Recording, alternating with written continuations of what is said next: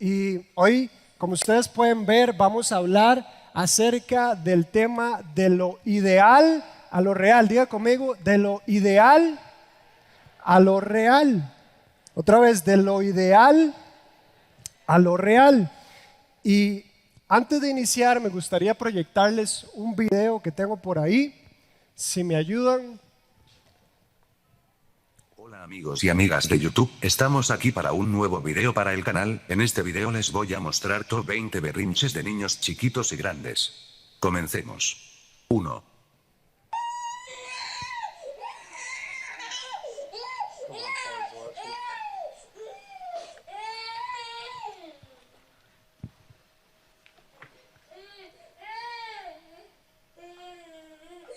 Dos.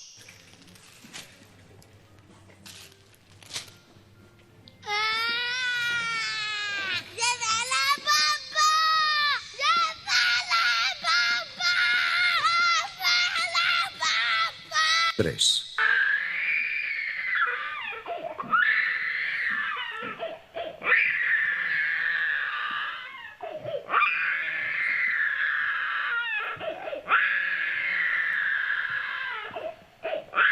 4. Pues. Vámonos, no quiero.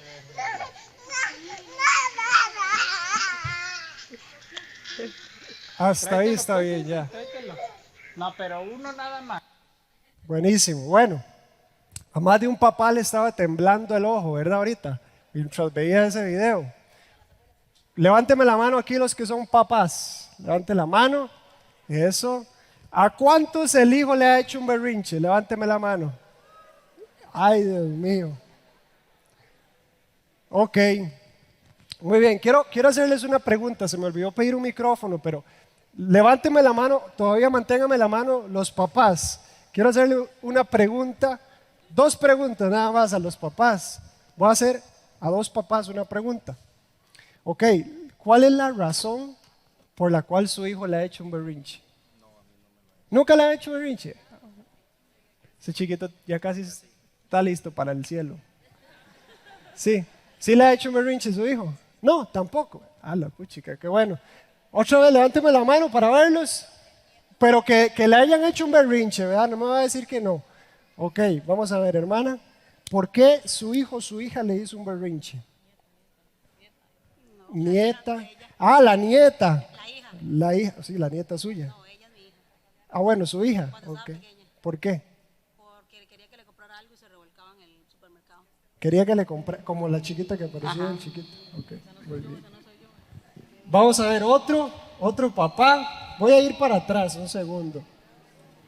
A ver, papás, levánteme la mano, no les dé vergüenza. ¿De los papás qué? ¿No hay papás aquí? Ok, vamos a ver, usted hermana, ¿por qué su hija le hizo un berrinche? Porque no se quiere poner una ropa y quiere ponerse otra y uno le dice que esa ropa no y él Ajá, quiere esa. Ajá. Ok, muy bien, porque quería ponerse una ropa y no le dio la gana ponérselo, el Willa. Muy bien, muchas gracias. Bien, ahora, aparte de que les hayan hecho un berrinche, ¿cuántos de ustedes han hecho un berrinche alguna vez? Levánteme la mano. Ok. A su esposo, a su papá, a su mamá, ¿verdad? Porque no le querían comprar algo. Todos hemos hecho un berrinche. Y a veces nosotros le hacemos berrinche a Dios. ¿Le ha pasado? ¿Sí? En algún momento le hemos hecho un berrinche a Dios. ¿Y por qué es que a veces le hacemos berrinche a Dios? Bueno, porque tenemos expectativas. Diga conmigo, expectativas. Los niños lloran porque ellos esperaban, ¿verdad? Expectativa, esperaban que el papá les comprara el dulce o les pusiera la ropa que ellos querían. Pero el papá no quería eso, quería ponerle otra ropa y no le quería comprar esos dulces. El niño tenía una expectativa de cómo el papá tenía que actuar, ¿verdad?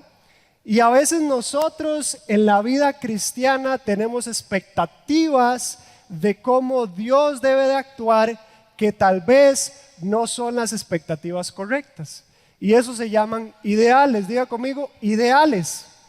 A veces tenemos ideales de Dios, ¿verdad? Ideas de Dios que pueden estar erróneos y por eso es que hoy yo les voy a hablar acerca de dos ideales erróneos que ahorita les va a aparecer ahí en la pantalla.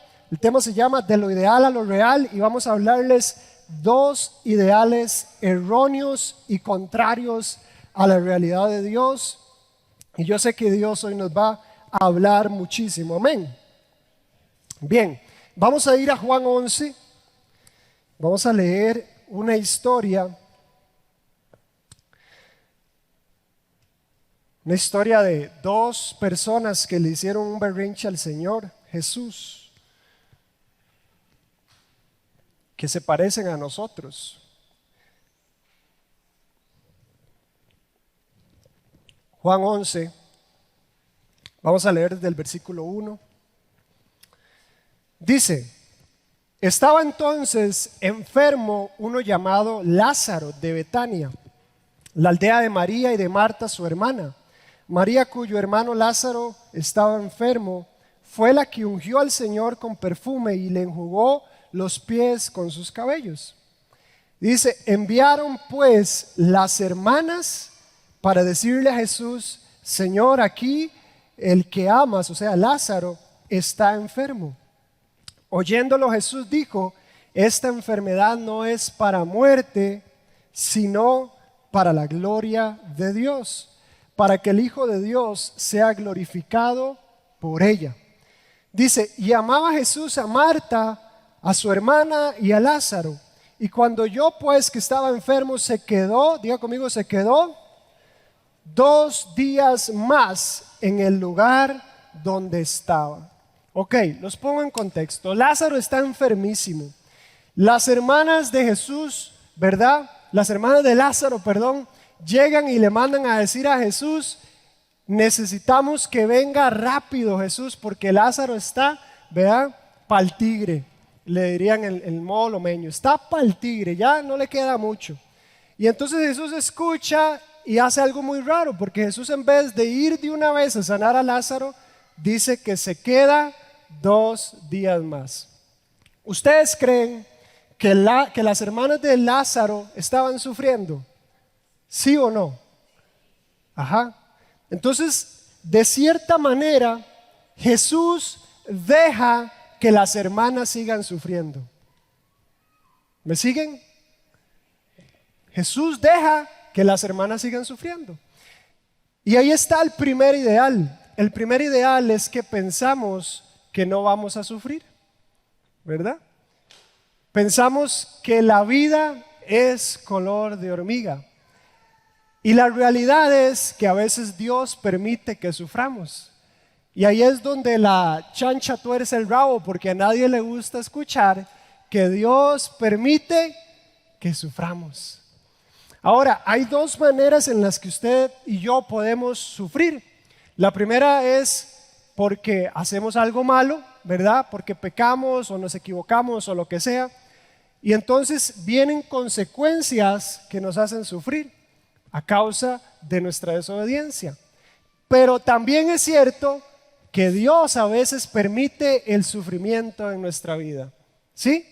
¿Alguien aquí ha estado sufriendo? Levánteme la mano. Yo levanto las 2 manos, los pies si pudiera, ¿verdad? Porque la realidad es que la vida misma, no solo los cristianos, sino que todas las personas, todos los seres humanos sufren. Y aquellos que queremos amar a Jesús no somos la excepción. Y un día de estos estaba meditando, me estaba acordando de cuando vivía con mi mamá, vivíamos aquí en Lomas, mi mamá le gustaba mucho escuchar cierta emisora, para no contarles cuál, ¿verdad? Le gustaba mucho escuchar cierta emisora. Y una vez el muchacho que estaba predicando, que estaba enseñando, decía, bueno, hermanos, nosotros vamos de victoria en victoria, de aumento en aumento, de triunfo en triunfo, de poder en poder. ¿Y cuántos dicen amén, verdad? Y todo el asunto, ¿eh? Y entonces ya más adelante, después, cuando yo empiezo a crecer, yo me puse a pensar, ¿será que es verdadero que yo siempre voy de triunfo en triunfo, de aumento en aumento, de poder en poder, de gloria en gloria? ¿Será que es cierto? La verdad es que no siempre es así.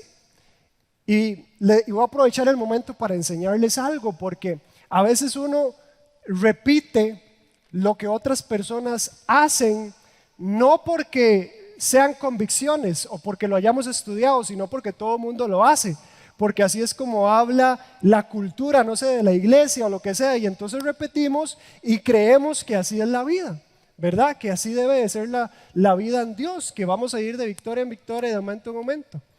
Y les tengo noticias, la Biblia no dice en ningún lado que vamos de victoria en victoria. La Biblia no dice en ningún lado que vamos de poder en poder. La Biblia sí dice que Cristo, ¿verdad? Por causa de Cristo somos más que vencedores. Eso sí lo dice, pero textualmente en la Biblia esas palabras no aparecen.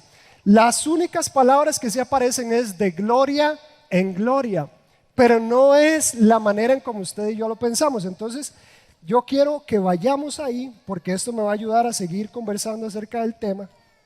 Vamos a ir a 2 Corintios 3:18 y se los voy a leer en dos versiones, primero en Reina Valera y después se los voy a leer en Nueva Traducción Viviente para que entendamos de qué está hablando el texto específicamente. Voy a leerlo un poquito antes, ya le digo desde dónde.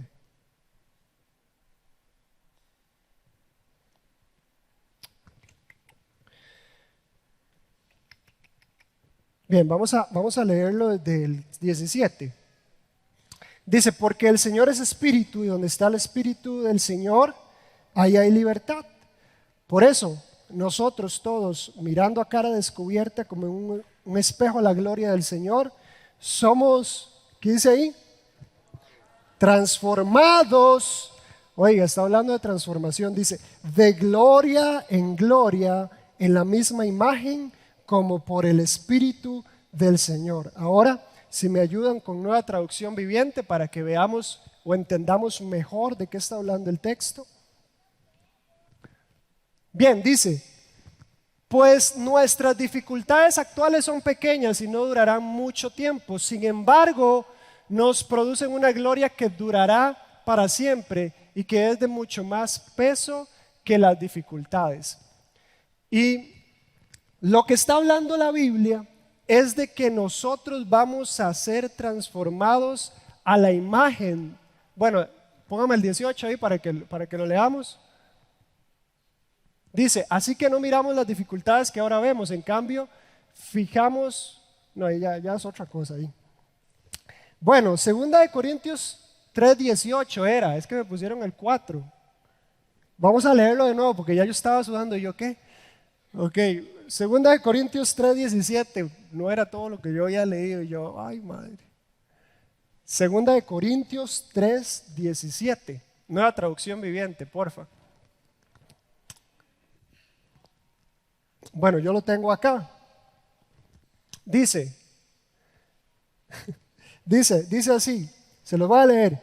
Así que todos nosotros, desde el 18, a quienes nos ha sido quitado el velo, podemos ver y reflejar la gloria del Señor. El Señor, quien es el Espíritu, nos hace más y más parecidos a Él, a medida que somos transformados a su gloriosa imagen. Bien, entonces la Biblia aquí en 2 Corintios 3, 17 y 18 está hablando no de la gloria en gloria que usted y yo pensamos, que es verdad, de ir de un mejor puesto a un mejor puesto, de un mejor salario a un mejor salario, porque esas son nuestras glorias, ¿verdad? O eso es lo que pensamos, cuando nos dicen de gloria en gloria, pensamos en ese tipo de glorias. Pero la Biblia acá no está hablando de eso, está hablando de que vamos a parecernos más a Jesús, de que cada vez vamos a ir en aumento a la imagen de Jesús. Y entonces eso me deja ver a mí que Dios a veces utiliza el sufrimiento para que nosotros nos podamos parecer a Él. A veces esa manera en como Dios nos lleva a parecernos cada vez más a Él es a través del sufrimiento.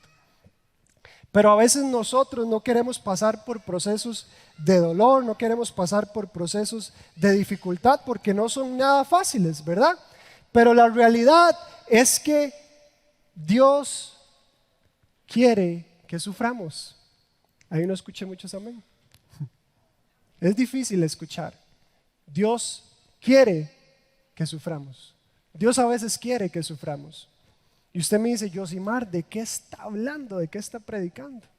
Bueno, cuando uno pasa por procesos de dificultad, hay cosas que Dios empieza a hacer y empieza a trabajar. Vea lo que dice 2 de Corintios 4:17, que creo que era la que me ponían. Dice 2 de Corintios 4:17, porque esta leve tribulación momentánea produce en nosotros un cada vez y más excelente peso de gloria. Primera de Pedro 5:10 también, apúntelo por ahí, va a aparecer en pantallas también. Primera de Pedro 5:10, oiga lo que dice. Dice, mas el Dios de toda gracia, que nos llamó a su gloria eterna en Jesucristo, después de que ¿qué? Bueno, después de que hayáis padecido, diga conmigo, padecido un poco de tiempo, Él mismo los va a perfeccionar, los va a afirmar, los va a fortalecer y los va a establecer. Después de haber padecido. La realidad, iglesia, es que antes había una iglesia, yo no sé si todavía existe, pero había una iglesia que decía pare de sufrir. ¿Alguien la vio alguna vez? Pare de sufrir. En la vida cristiana para nada es aprenda a sufrir, ¿verdad? Porque hasta el mismo Jesús lo prometió. Dice Jesús, en el mundo tendrán aflicción, pero confíen porque yo he vencido al mundo. Así que la aflicción, las dificultades, el sufrimiento está en el contrato. Dígale al que está a la par, hay que sufrir. Está en el contrato. Porque Jesús no lo escondió. Ahora, hay veces que uno piensa que uno pasa por sufrimientos, ¿verdad? No sé si les ha pasado y uno dice, Señor, ¿será que no estoy orando lo suficiente? Señor, ¿será que es que no estoy leyendo tu palabra, ¿verdad? Y a veces cuando uno está sufriendo, lo primero que piensa es, algún pecado, ¿verdad? Estoy cometiendo que no sé, ¿verdad? Me está yendo mal. O algo no estoy haciendo bien de mi vida cristiana que me está yendo mal. Pero la realidad no es esa, no siempre nosotros sufrimos por esas cosas. A veces pasamos por sufrimientos porque Dios quiere. Y si no me cree, leas el libro de Job. Porque el libro de Job dice que Job era un hombre que, si yo me pongo a pensar, yo no le llego ni a los talones, pero era un hombre de Dios intachable, ¿verdad? Era alguien que Dios había escogido. Y entonces dice que llega Satanás una vez, se aparece en el cielo y le dice, Señor, déjeme tocar a Job. Y entonces el Señor le dice, sí, Señor, hágalo, pero no lo toque, no le toque su vida. El Señor dejó que Job fuera o pasara por ese proceso de sufrimiento, y entonces vienen, se le muere el gato, el perro, la gallina, el ganado, todo se le mueren los hijos, ¿verdad? Y entonces uno dice, pero ¿cómo es posible que Dios sea así si se supone que Dios es bueno? ¿Alguien ha estado en esa encrucijada? Que ha dicho, Señor, ¿por qué yo paso por esto si yo soy su hijo? Y al final del capítulo podemos ver la razón por la cual él pasó por ese proceso. Dice estas palabras, de oídas te había oído, mas ahora te puedo ver. Todo proceso de sufrimiento tiene un propósito. Lo que pasa es que a veces para nosotros está oculto, y entiendo que es difícil de entender, es difícil de comprenderlo, pero tiene un propósito. Por eso Jesús le decía ahí a las hermanas, esto no es para muerte, sino para la gloria de Dios. Todo sufrimiento revela algo de Dios que tal vez si no hubiéramos pasado por ahí no hubiéramos conocido. Yo me ponía a pensar y yo pensaba en mí, yo decía, Señor, ¿por qué entonces mi papá se fue de la casa? ¿Por qué yo pasé por situaciones que no debía haber pasado, verdad, con mi papá? Y después me di cuenta que era la única manera en que yo podía conocer a papá Dios.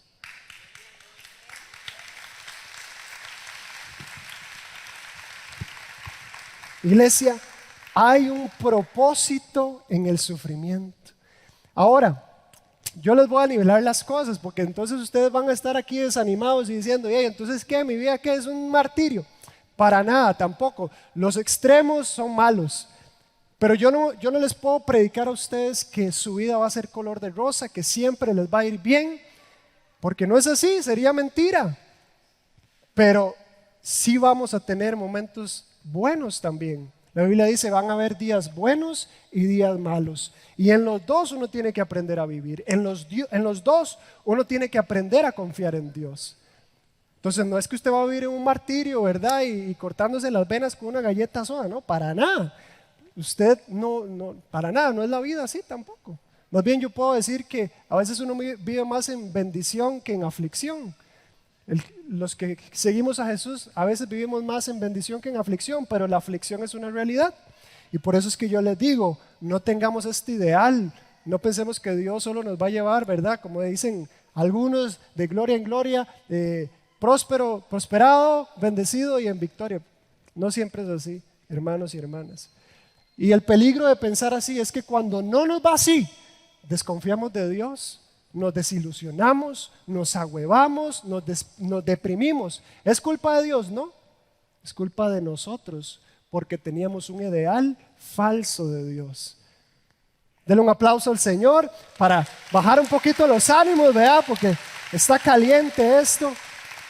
Entonces, cierro con esto este punto, y es que nuestra esperanza no está en que no vayamos a sufrir. Nuestra esperanza es que aún en medio del sufrimiento, Cristo va a estar con nosotros. Cristo va a sostenernos. Cristo se va a glorificar. Cristo va a ser exaltado. Cristo nos va a dar la salida. Cristo nos va a dar la victoria. Y alguien tiene que decir amén.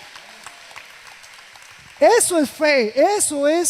Eso es confianza en Dios. Porque a veces nuestra confianza es superficial, pero cuando usted ama a Dios, a pesar de las dificultades, entonces usted tiene una fe firme, sólida, que no depende de las circunstancias. Una fe que no es como dice la Biblia, ¿verdad? Que aquellos que construyeron sobre la arena, sino sobre la roca. Cuando usted y yo lleguemos a amar a ese punto, no hay nada que nos vaya a mover.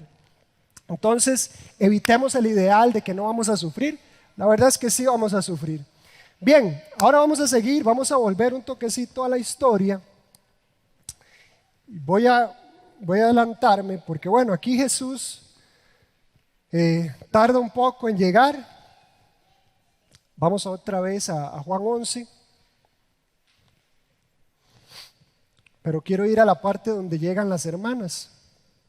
Versículo 20. Me dicen sí cuando lo tienen o lo tengo.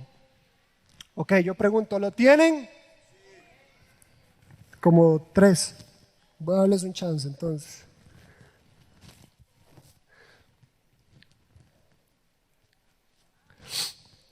Once, 20.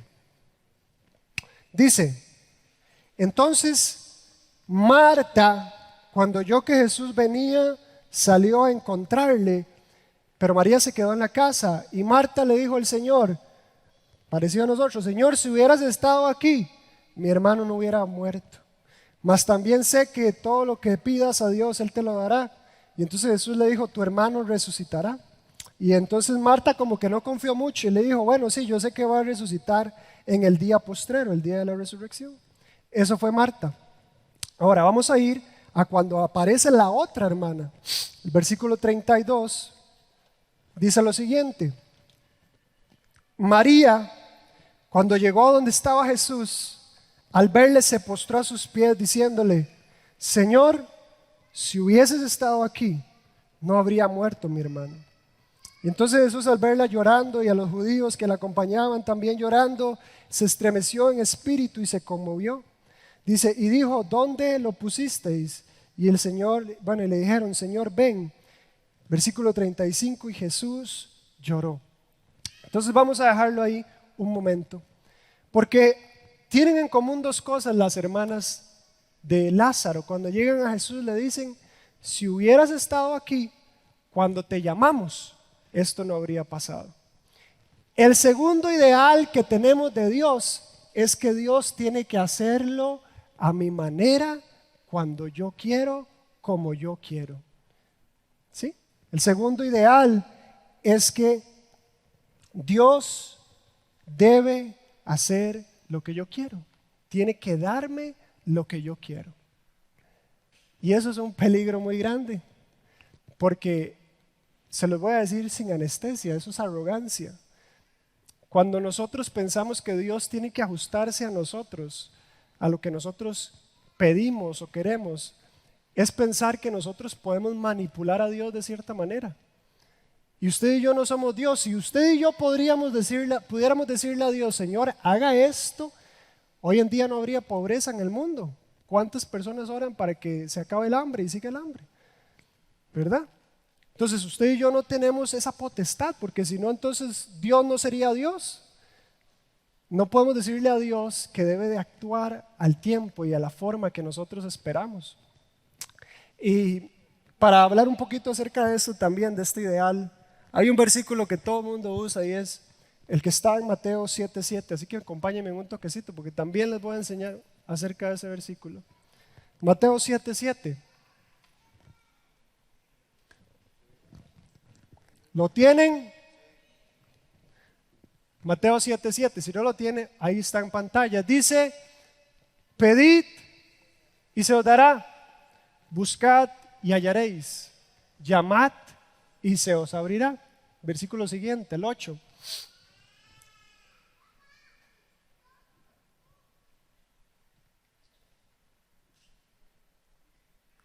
Versículo 8 dice, porque todo aquel que pide recibe, el que busca halla, y al que llama se le abrirá. Y ese es un versículo que utilizamos para decirle a Dios, a la gente, ¿verdad? O a veces pensamos, todo lo que usted pida se le va a ser dado. Ahora, todos los que estamos aquí viejitos, ¿es cierto que todo lo que pedimos a Dios nos lo da? Levante la voz, dígame sí o no. No, es una mentira. No siempre recibimos lo que queremos. A veces sí, ¿verdad? Pero lo que está diciendo la Biblia es, ustedes tienen que pedir, pero Dios es el que les va a abrir. Dios es el que les va a dar. Ustedes tienen que tocar y Dios se encarga de abrir. Ustedes se encargan de buscar y Dios decide si ustedes encuentran o no. Dios decide, diga conmigo, Dios decide.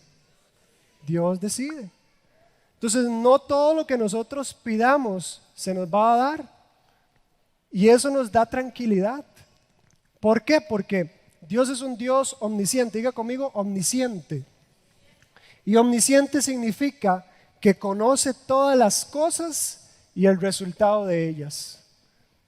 Conoce todas las cosas y el resultado de ellas. Y cuando nosotros le pedimos cosas a Dios, a veces nosotros no podemos ver el resultado de eso que nosotros le estamos pidiendo. Y a veces nosotros estamos como afanados por recibir eso que estamos pidiendo, ¿verdad? Y solo nos centramos en que hay que obtenerlo, pero Dios sí ve el panorama completo. Dios ve que hay cosas que usted y yo podemos querer, pero que pueden terminar siendo de muerte para nosotros, que pueden terminar siendo de corrupción para nosotros. Yo hace de un tiempo para acá he querido cambiar de trabajo y yo estaba orando y yo se lo he pedido a Dios, ¿verdad? Pero Dios no quiere, no le da la gana al hombre. No quiere darme otro trabajo, ¿verdad? Y entonces yo he aprendido que hay cosas que yo no veo. Tal vez si Dios me da ese trabajo, cuando uno obtiene un nuevo trabajo, hay cambios que suceden. Cuando usted recibe una bendición de Dios, sepa que van a haber cambios. Vas a tener nuevos compañeros, vas a tener tal vez menos tiempo, más trabajo. Y a veces uno por estar pensando en que quiere llegar a obtener eso, no piensa en esos efectos. Pero Dios sí lo ve. Y entonces Dios dice, bueno, si yo te doy ese trabajo, no vas a poder servirme. o te vas a empezar a relacionar con gente que te puede corromper.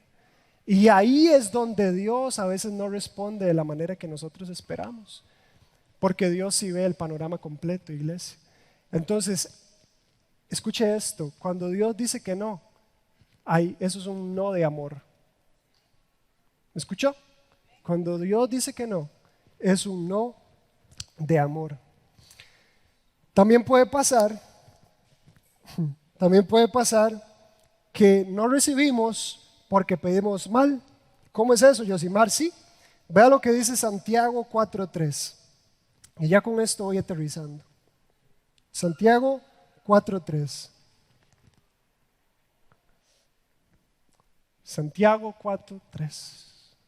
Dice, pedís y no recibís porque pedís mal para gastar en vuestros deleites. Y se cortó lo que sigue porque dice, oh almas adúlteras, como si no fuera lo suficientemente duro el versículo. Iglesia, a veces no recibimos porque pedimos mal. Pedimos porque queremos satisfacer nosotros mismos, ¿verdad? Satisfacer nuestro ego, satisfacer nuestros caprichos, ¿verdad? A mí me ha pasado que a veces yo pido y al final termino dándome cuenta que no era algo realmente necesario, era simplemente un capricho mío. Y por eso es que quizás no se cumplió. Y quiero cerrar con esta frase que me encontré en internet, porque me encantó. Si me lo pueden poner en la pantalla grande también, dice, las respuestas negativas de Dios duelen, si me ayudan con el teclado, duelen, desaniman y decepcionan, pero también redireccionan, rompen el ego y transforman. Son lecciones encubiertas y propulsores de humildad. El antídoto perfecto para la arrogancia.